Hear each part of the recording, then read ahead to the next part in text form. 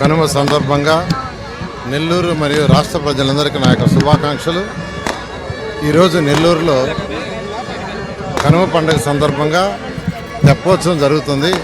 ఈ తెప్పోత్సవానికి లక్షల మంది భక్తులు నెల్లూరు మున్సిపల్ కార్పొరేషన్ నుంచే కాదు పక్కనున్న అనేక కాన్స్టిట్యున్సీస్ కూడా వస్తూ ఉంటారు. అయితే నిజంగా ఈరోజు ఎంతో ఆనందంగా ఉంది.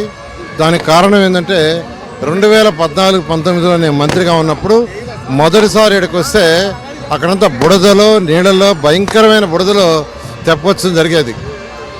అప్పుడు మేయర్గా అజీజ్ గారు కూడా చెప్పాను, ఇమీడియట్గా దానికి ఎస్టిమేషన్ చేయించండి, చక్కగా ఒక ఘాటు కట్టమంటే అప్పుడు వెంటనే అది 75 లక్షలతో శాంక్షన్ చేస్తే వెంటనే ఇక్కడ చక్కటి ఘాట్ను కట్టారు, గ్రానైట్ వేసి. ఆ డిజైన్ మొత్తం అజీజ్ గారే దాన్ని డిజైన్ చేశారు. వారికి కూడా ప్రత్యేకంగా నేను ఆయన అభినందిస్తున్నాను.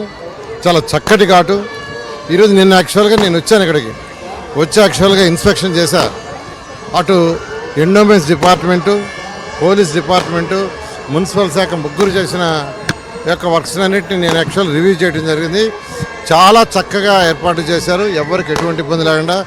ఈరోజు ఆ రథోత్సవం చాలా చాలా చక్కగా జరుగుతుంది.